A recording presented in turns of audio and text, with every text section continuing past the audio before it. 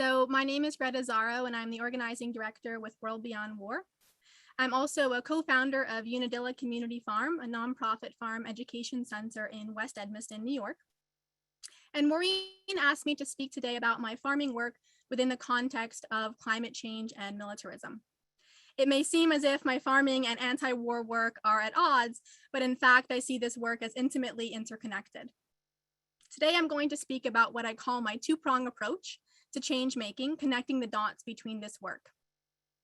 First, let's set the context about the problems that we're facing. It feels like we are in apocalyptic times. With globalization and digital technology, breaking news of the world's problems is at our fingertips at any instant. The scope of the issues that we're facing as a species and as a planet can be paralyzing. The US military spends $1 trillion a year on war and preparations for war, 50% of global military spending. The US military is the largest institutional consumer of oil on the planet and among the top 3 polluters of US waterways.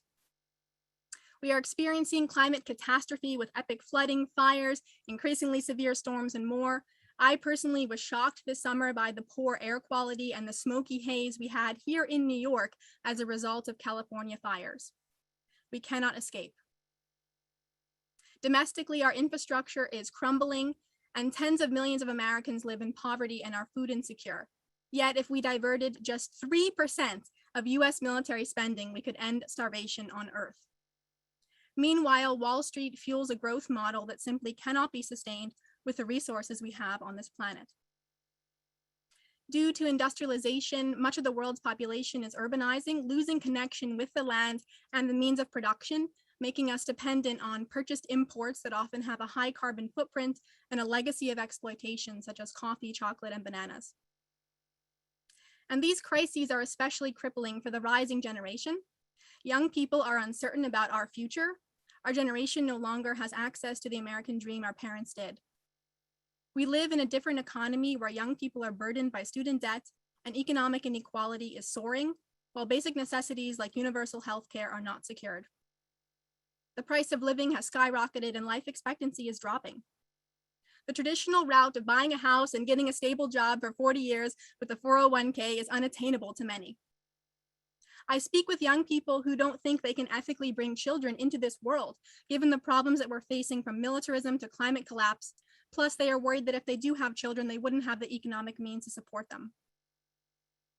Many of us have spent years protesting this flawed system, while we are trapped in the very things we are opposing, propping up the system that we dislike.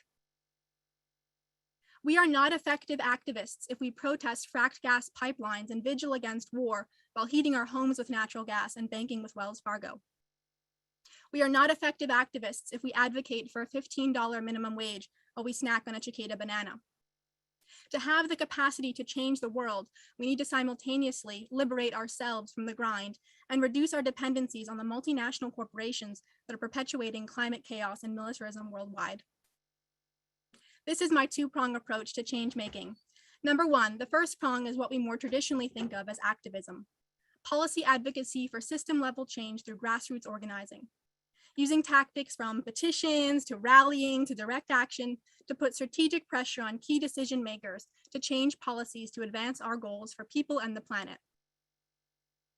Number two, the second prong is implementing lifestyle changes at the individual and community level to lower your carbon footprint and reduce dependency on purchased inputs.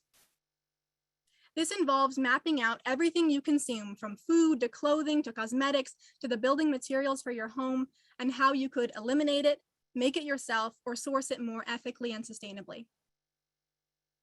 This second prong is in itself a means of civilian-based defense, CBD, of withdrawing our cooperation from the system as we become more self-sufficient individually and on the community level. Civilian-based defense illustrates that all power comes from below and that consent can always be withdrawn. Both prongs are critical to advance the change we want to see. We will never be perfect. Every decision we have has an impact, but we can strive daily to reduce the environmental and social harms caused by our choices at the same time that we petition, rally, and lobby for systemic changes at the governmental level. We are striving to live out this two-prong approach at Unadilla Community Farm in West Edmeston. We are a nonprofit farm education center creating a space for the teaching and practice of sustainable skills. Each season, we host a cohort of young people on the farm for our immersive internship program. Participants learn how to grow their own fruits, vegetables, mushrooms, and herbs through organic regenerative techniques that aim to build soil health and conserve natural resources. How to farm in a way that is climate resilient, not extractive and polluting. We teach how to eat seasonally and locally, getting comfortable not having avocados in the Northeast. How to preserve food for the winter. How to set up off-grid solar panel systems. How to safely collect and filter rainwater for drinking, how to compost wastes, and how to prepare plant-based healthy meals. Students learn how to build infrastructure using natural building methods and natural or salvaged materials. In many ways, we are relearning skills that have been lost with industrialization, but we are also pioneering new methods and combining the best of the old and the new, like a traditional timber frame barn in the 17th century New England style, made with local hemlock lumber milled by our Amish neighbors, built on an earthship foundation, a pioneering new technique by Mike Reynolds to upcycle used tires into a foundation more stable than concrete. We are teaching young people these skills so that they can enter the world equipped to support themselves in an ethical and sustainable way. Reevaluate what you really need and what you can do without. Start with something simple like striving to eat more local foods in season to minimize imported products shipped from halfway around the globe. Expand outward from there to examine your appliances and see what is extraneous. For example, we don't have a fridge, air conditioner, TV, microwave, dryer, or dishwasher. You can do this kind of mapping process to examine the industries you support in your daily life and the ways that you can literally and figuratively unplug. For the rising generation, these choices are both an economic necessity and an ethical obligation to mitigate the environmental and human rights impacts of our lifestyle choices. In addition to engaging with young people from around the world who come to our farm to learn sustainable skills, we are also engaging with the surrounding community to deliver organic fruits and veggies on a sliding scale to Edmeston families and to provide fresh produce at no cost on a weekly basis for 80 families served by the Edmeston Food Bank. Our region is designated by the USDA as a low-income, low-access rural food desert, an area where you have to drive 30 minutes to get to the nearest supermarket, and a significant number of people don't have vehicle access. Public transportation is practically non-existent. We work to fill the gap by growing and delivering fresh local food to local people's doorsteps, minimizing their need to drive to big box stores. And although they come from very different backgrounds, both the young people who come to our farm from far off places and the local rural Edmestonians who have lived in this region for generations share similar values. At the end of the day, they are both fed up with a system which benefits multinational corporations at the expense of the people. They are both sick of endless war that drains our economy, siphoning off trillions of dollars that could be used on healthcare, education, infrastructure, jobs retraining to speed up the transition from fossil fuels, and so much more. They are both tired of Washington politics and the revolving door between industry and government. They both want the means to feed, clothe, and house themselves and their families, and to live in a safe, clean, and healthy environment. This country is extremely polarized between urban and rural communities, between Democrats and Republicans. But if we strip it all away and focus on the necessities of life, we can find commonality. This is our aim at Unadilla Community Farm by teaching and practicing sustainable skills that can liberate everyone from dependency on multinational corporations while reducing our carbon footprint and minimizing our dependence on a money-based economy. For example, how to grow a backyard veggie garden, or how to forage for nutritious wild plants growing right in your lawn, or how to upcycle your waste into usable building materials. As we look at implementing the two-prong approach, the challenge ahead of us is how to provide an opening to allow people from all ages and backgrounds to feel empowered enough and to have the economic means to withdraw from the system and to start implementing the sustainable practices that I'm talking about. This involves a cultural shift because we are bombarded with advertising convincing us of the need to amass money to buy the latest gadgets. And so what we are really proposing is a shift towards, in many ways, a simpler existence. And many of us feel that we have no choice, that it is clear the planet does not have the natural resources to support the level of consumption that we are currently at.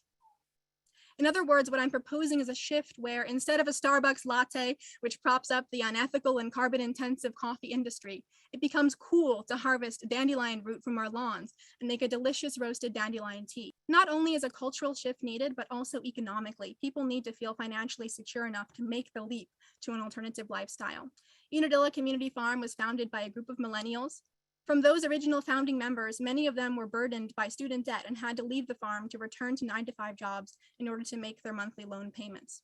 Although what we're working towards is a lifestyle that is less dependent on purchased inputs and the money economy, there is a certain level of economic stability that is needed to leave the 9-to-5 and engage in this work.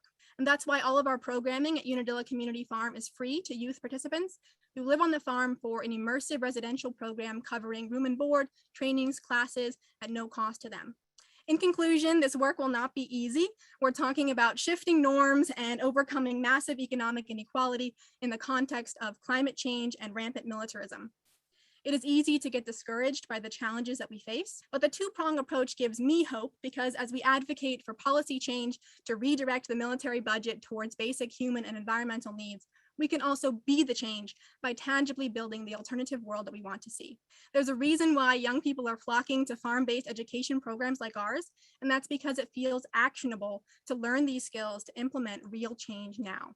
So as we continue to lobby Washington, I also urge everyone to begin the process of actively surveying the purchased inputs in your life, the industries you are dependent on or are investing in, and start to slowly shift towards local or regional sustainable alternatives. Thank you.